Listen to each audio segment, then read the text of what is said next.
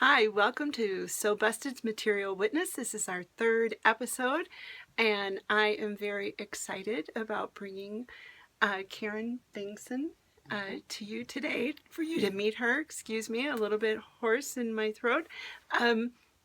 She's a very interesting woman. She lives in Colorado in a town called Longmont, and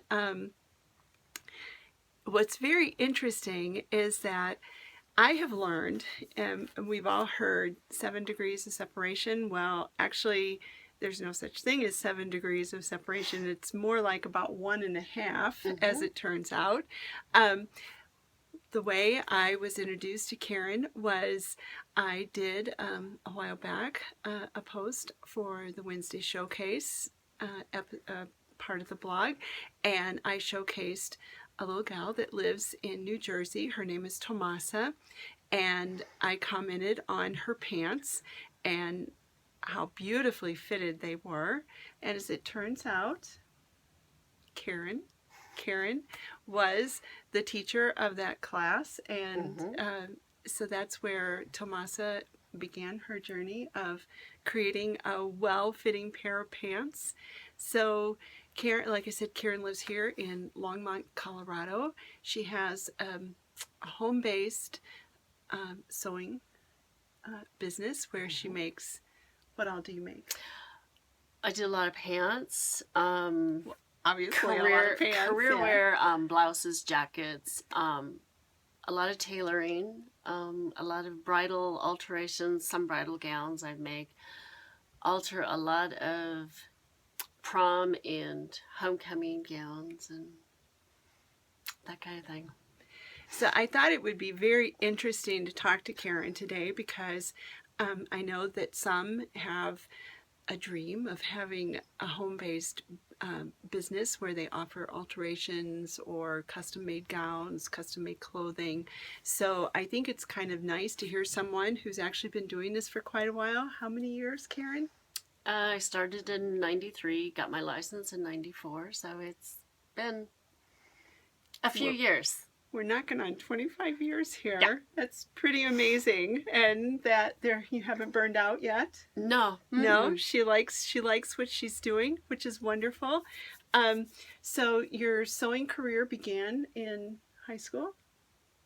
Yes. Home economics classes, which have become kind of a thing of the past for so many, which is so sad, because we think, Karen, while we were getting started, we were talking about the benefits of actually having home economics in high school, and that you learn about fit, you learn how the practical application of mathematics, and so you learn what looks good on you and what doesn't look good on you, and we won't be too judgmental today. No, we wear blinders. Yeah. No, we don't. No, we don't. But we'll be kind. We'll be very kind. So, you're originally from California, by way of Washington, and 2 years in Ohio, and 4 years of college in Indiana. And then, her degree is in physical education. Yes. Physical education always leads to sewing. Right. But what the physical education brought out is movement. And when you wear clothes, you have to be able to move. And so I bring that part with me so I know how your body moves. Very nice. That's a very, very interesting point. So you came to, and at this point she's still not involved in sewing professionally, but you came to Colorado, and then what did you took some classes? My mother-in-law would drag me off to Stretch and Sew to take classes, and she thought that was a wonderful bonding time, and she just kind of really pushed, a gentle push, and it was shortly after that people started asking me, they're going, you have beautiful clothes, will you make that for me? And it was just like, okay, I can do that. So that's when it all started. So she went to the stretch and sew classes, which stretch and sew doesn't exist anymore. Some of you are probably very fortunate to have some of the old stretch and sew patterns. The nice thing about the styles is they really don't know time. Right. They were great then, they're great now, great patterns. So if you can find a stretch and sew pattern on eBay or Etsy, it's definitely worth the investment to get one. So Karen has one child. One son. And she shared with me that was kind of what prompted her to go ahead and start her home-based business, because he went off to school. Off to kindergarten. And that's when people were asking, can you make this? Can you make that? And got my state license and decided, hey, fill up my time a little bit more. Mm-hmm. But now this part, of course we talk before we actually start to shoot the video, so I know a lot of the answers to these questions. But I was a little shocked myself when she told me this. So when you first started sewing for others, what did you charge? I charged $10 an hour. And she was surprised that she was swamped.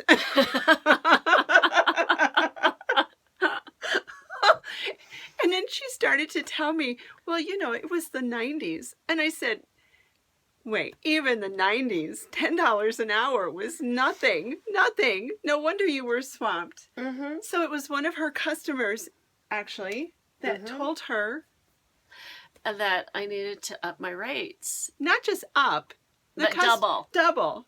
It came from a customer that she needed to double her rates, which was, I agree.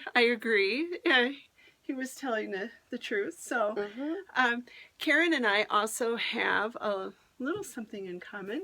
Her husband is now a retired air traffic controller. So, they can kind of keep rather wacky hours sometimes. Oh, yeah. And so starting her home-based business was a good way to, with her son going off to school and all, it was a good way for her to fill her time and to really be in a creative field. Right. And then I was also able to be home when my son was home and, take care of both of my boys, husband and son. Yeah. And so instead of working, straight days, I'm very flexible on when I could work. Very nice. So it's continued on. It's something that she enjoys. And I got a kick out of a story that she told about her son, that when the girls would come to try their clothes on, he would be in his little footy pajamas at the top of the stairs, posing right along with them. But he learned well. He actually knows when clothes fit and when someone really looks nice in their clothes. And so I think that's a great skill to pass on, not only to a daughter, but to a son as well. And anyway, so how did you get involved in doing pants? I took, it was in 2003, I met Joyce at ASDP conference. Okay, let's back up just a minute here, because not everyone's going to know what ASDP stands for. Association of Sewing and Design Professionals. We have a yearly conference, and Joyce Murphy was in the vendor booth, and she had her patterns. And so I was talking with her, and then I left it at that. A friend, Bonnie Gingrich, became a tester for Joyce, and Bonnie goes, Karen, I have to fit you. And it's like, okay. And that was at a time I had broken my right leg, and so my whole left leg, the glutes, the whole leg was larger than the right, and nothing fit. And so Bonnie drafted out my pattern. We whipped up a pair of pants, and it was a perfect fit. And it's like, so then I was on the phone to Joyce. I said, okay, Joyce, I want to buy your system. And she goes, well, I'm going to be teaching the masterclass at conference in Savannah, Georgia. This was in 2004. I says, okay, sign me up. And I learned so much on fitting different shapes of bodies because everybody in the class was a different shape. And then Joyce told me about a workshop she was having up in Alpena where she lives. And so I drove out to Michigan, dropped my son off to college in Indiana and drove on up to Michigan and took her master class and Fell in love with fitting pants. Fell in love with fitting pants, teaching people how to make their pants so that they fit. And we're live, by the way, so we forgot to turn the cell phone off, but oh well. So, let's see. Now, Karen told me something. I asked her, what do you enjoy doing the most? And she said, pants. Pants. And I asked her why. Now, I think for most of us, because for most people, pants are the most daunting garment to fit to our body. Either they're tight in the hips, or you get these ugly little wrinkles, in your crotch, or like this fabric, that something should be there that's not there on a woman, and or in the back, they're too low in the back. You can put a football between your back and your back of your pants. Exactly. And for women, now I've done quite a bit of costumes for men in the theater, and making a pair of pants for a man, not a problem. For a woman, it's a whole different ball game. But this is very interesting. You enjoy fitting pants because to me they're easier to fit than like for a blouse. I don't know, the shapes of the rear. It's just easier to drape and fit. I don't know. Joyce taught me well. Yes, yes. So in the notes, I'll also have links to, I'll have links to Joyce's website where you can find out about her pants fitting classes, and also a link to Karen because of the post that I did with about Tomas's pants, it spurred a lot of interest, and people have been asking Karen to do another workshop, and she's planning to do one in June, either in Aspen or at Peaceful Valley, which is just right up the road from me. And just depends on the numbers I can work with the resorts as to how many. So if she has enough response, she may even do something in the fall, which would be nice. And I also will travel. If you have more than 5 people, I will travel. And so just get a hold of me and, we can talk. This is a lady who loves fitting pants. Because I know for myself, pants have always been a little bit of a... Ugh, I don't enjoy doing pants for other people. I can do it. I don't like it. Where I find everything else is great, easy. In fact, I had a bride years ago, and the poor little thing, she has tiny little body, but massive breast. And she came to me. She had a style of dress that she wanted, and people had told her that she couldn't have that style of dress. But her heart was so set on that dress, and she told me that one seamstress had actually wanted to bind her breast down. Oh, I know. When she told me that, I said, "Oh my God, they would have hurt you." And so we did her dress, and and this was not too long after Princess Diana got married, so a lot of years ago, and she put her gown on and she said, "I feel like Princess Diana," and I just success. And even more, the fact that it's success is because here it is 25 years later and she and I are still very good friends. So yeah, a large chest, thick in the arms, those things I have no problem with. But pants, I really admire the fact that this is something that you love to do. Yes, Yes. I do. Yeah, that's really a wonderful thing, and I'm so sorry my voice is kind of giving out on me a little bit today. So tell me briefly, why did you decide to join the Association of Sewing and Design Professionals? Why did I join? That was so long ago. That was back in '94. I met some gals at the expo, and they really encouraged me to join because I had my little business. Now, what expo are you referring to? Oh, we have a sewing expo Okay. every year in Denver, and which we still have a booth at, and it'll be the end of March, where they talked to me and encouraged me to join because we're all about education.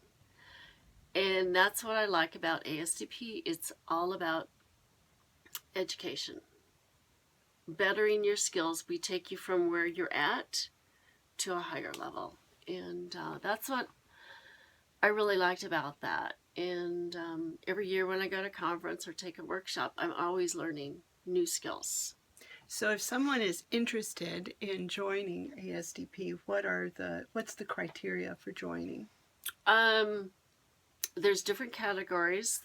The main category is you are in business, and then there's ones that are students where they're in college taking the sewing field, and let's see, interns who are just starting their business. There's 2 years to say, yeah, I want to do this, or nah, it's not for me.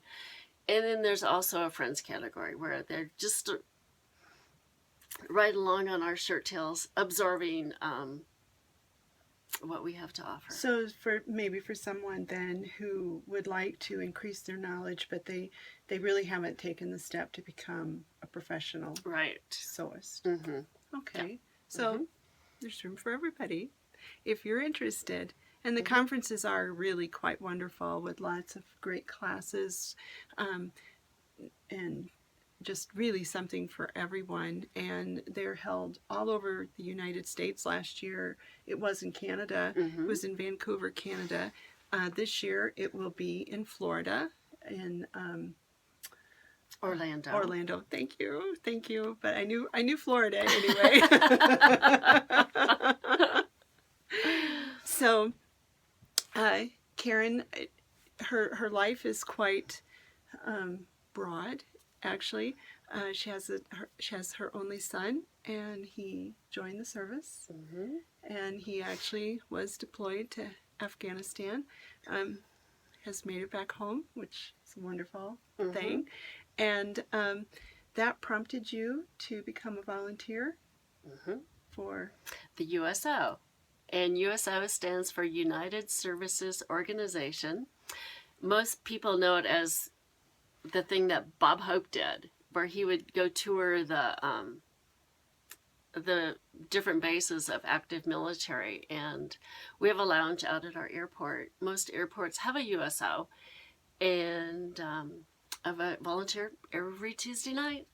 And so it's for military personnel that are coming through, maybe need a place to rest. Karen showed me a bag full of pillowcases that she did for bright colored little pillowcases. A few years ago I had a little campaign for, I found out about a hospital in Washington State called Mary Bridge. And for each child that's admitted into the hospital, a pillowcase is given to that child to help. And just calm them down a little bit, something fun and bright, and just to make them feel loved and cared for.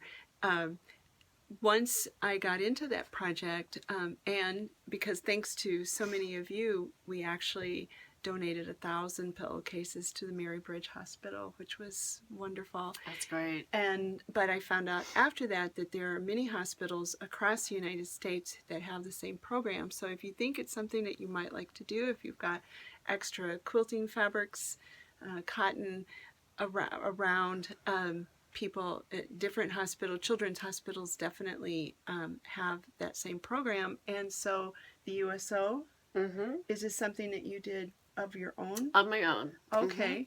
All Yeah, right. we had little pillows, and when I started, there was 8 little pillows and 15 pillowcases. And I thought, So I took them home, washed them one night, and made a pattern, and started using up my big scraps of fabric. And then fabric that was like, oh, why did I buy that piece of fabric? And it's been great to use up fabric and whittle my stash down. Now, do you give the pillowcases to the military personnel who No, come through? no, So they just stay in the stay center. there. Yeah. Very nice. But what a nice way. The pillowcases that she showed me, they're nice and bright and fun and whimsical. And so I think for anybody who is, especially if you think about a young person that is newly deployed, and just the they can't help but be a little fearful about what the future holds for them, and to have somebody that's cared enough to think about something soft and nice and sweet for them to lay their head on and to rest. Yeah, we've known them to grow legs and walk out too. So it's like, I think that's okay. yeah, it's okay. It doesn't bother me at all. I just make more. Yeah. And so yeah. Very nice. Very nice. So I asked, I always like to end on a funny little note, and I asked Karen about a funny story, and she actually told me one that involved her son. Unless you've changed your mind, would like to tell a different story. No. Okay. No. When you have a son and he watches everything that kind of goes on when you have a sewing business, he called me one day from college and he goes, "Mom, these girls need you." And I says, "Well, how?" And he goes, "Their clothes don't fit." And so he's learned just from seeing the girls walk out with their clothes on. That sounds really good. How well they fit. And as to when they come in, things don't always fit. And he's also learned that you have to have quality sewing. And so when he goes to buy his clothes, he's opens the shirt all up, checks the seams to make sure that they're sewn well before he will spend his money on clothes. So yeah, he kind of keeps me humble, and he just thinks everybody should have their own personal seamstress. And wouldn't that be nice? Yeah. Yeah, there are days I wish I had my own personal seamstress too. Especially when I look at the piles of things and think, oh, I wouldn't mind being Cinderella and having the mice come in at night and whip up a few things for me. But you have found it to be a very rewarding career. Very rewarding, yes. When they leave with a smile on their face, I just did a little costume for a gal for a baton twirling. And the final look on her face was her face just lit up, big smile on her face, and she said she loved it. And the whole time making it, it was just like, well, but in the end, she just loved it. It's And wonderful. so she's off to Orlando this last weekend competing with her baton. Wow. So yeah. So for those who think that they might like to get into a home-based business, well, maybe not even home-based, but maybe even move out of their home into a retail environment, what kind of advice would you give them?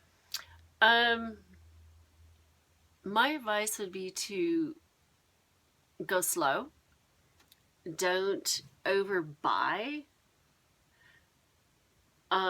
things. Just buy what is needed. I mean, I have so much stuff in here. If you were to see all the way around, you would see all this stuff. But just buying the basics. But the stuff has come because you've been doing this for That's 25 right. years. Yeah. So stuff does come. things accumulate. Right. Buy the most expensive machine that you can afford. Yes. A serger and a regular machine. Yeah, but don't. So many people, they take out these huge loans, and they're always paying the loan, so they just don't have any money then to play with. Mm-hmm. And my play money is in my fabric, and I have a little bit of fabric. Don't we all?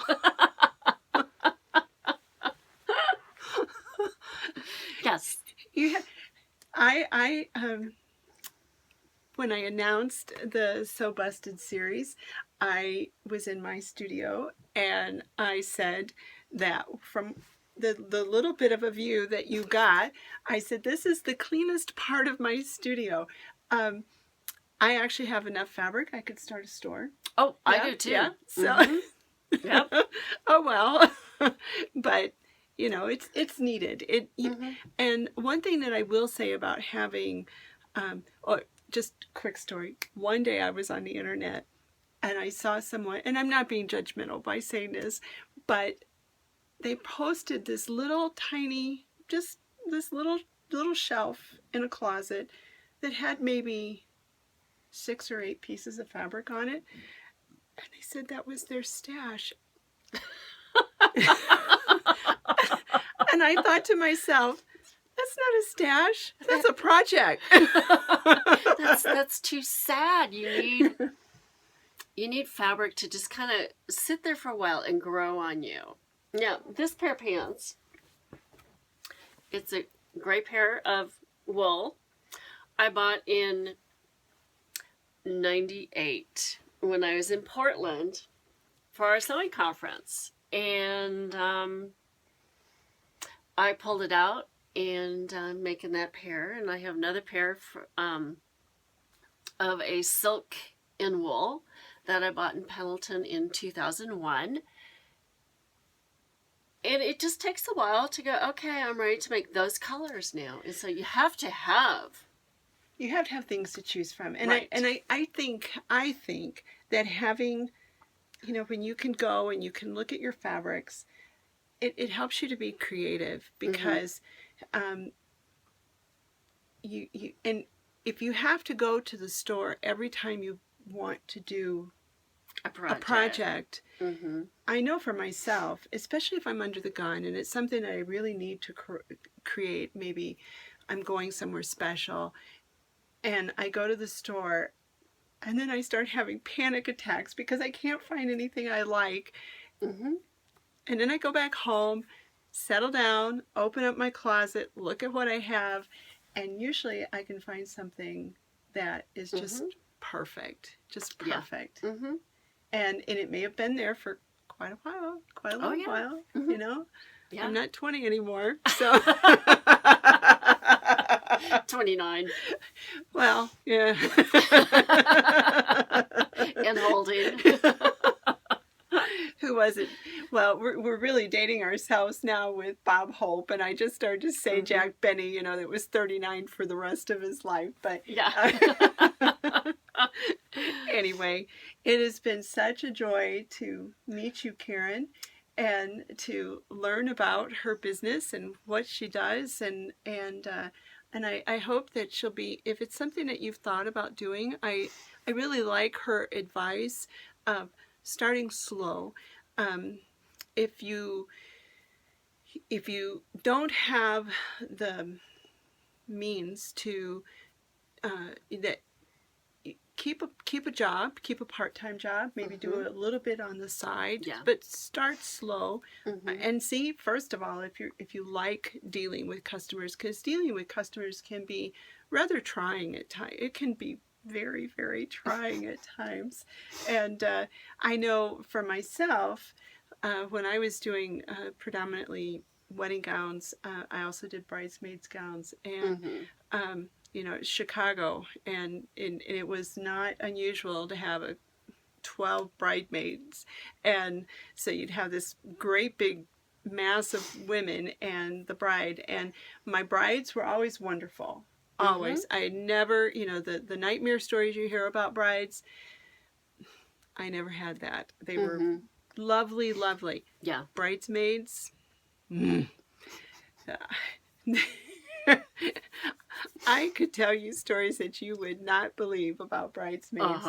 And one of the things that I learned or kind of discovered was that when the bridesmaids could choose the style of dress, and then it was a much better outcome for them, because then they could choose something that they felt really looked best on their body. But when you have 10 or 12 young women all in the same dress, one's going to look fantastic. The other 6 or 8, they're going to look okay. And then you're going to get 2 or 3 girls that just don't look good in that dress at all. So they're very upset about having had to spend so much money on that dress. And guess who they usually take it out on? Yeah. Oh, yeah. Yeah. They're not going to take it out on the bride because they want to remain friends. And you are just kind of this extra person in their life at the time. So why not? Why not take it out on them? So you have to really learn how to deal with people, and because it's more of a, you know, there are the skills of sewing, but don't you think it has more to do with developing your people skills? Yes. People skills. Big. Yeah. And if you have baggage that day, you got to leave it behind, and so you can work through their baggage. Exactly. Yeah, because, you know, and then sometimes it's people that have had, you know, fitting issues their whole life, or I know I had a bridesmaid that had gone through a very difficult divorce and had gained quite a bit of weight, and she was very uncomfortable about that. So, you know, just being very compassionate to where they are in their life journey, I think is, people, definitely important. People skills. Yeah. So anyway, thank you again, Karen. Well, thank you for coming. Yes, it was a little bit of a trip here. Again, I did. I've been in Colorado, so it was not a place that I had to fly to. It was just drive to, although the winds today are rather strong, and I thought that my vehicle might take flight. Away. Yes. Thankfully that didn't happen. But thank you again for coming by. And I hope that if having a home-based business is something, a sewing business is something that you've been interested in doing, I hope that this has been inspirational. Or has made you decide it's not for me. And even if it's that, then I think it's been inspirational and it's been good. So thanks so much for coming by, and until next time, sew on.